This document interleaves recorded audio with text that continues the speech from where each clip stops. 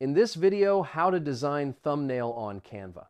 I will show you step by step how to design a thumbnail using Canva. First, go to the Canva website or open the Canva app on your phone. Log into your account using your email and password. If you do not have an account yet, click Sign Up to create one.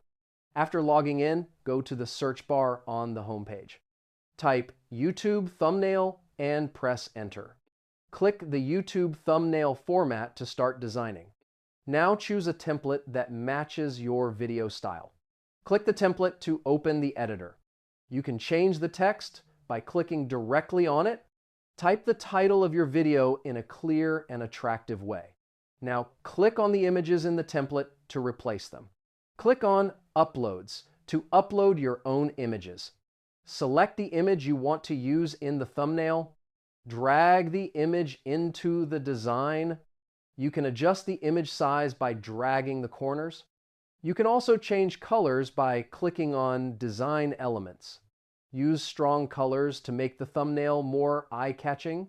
Add graphic elements by clicking on Elements.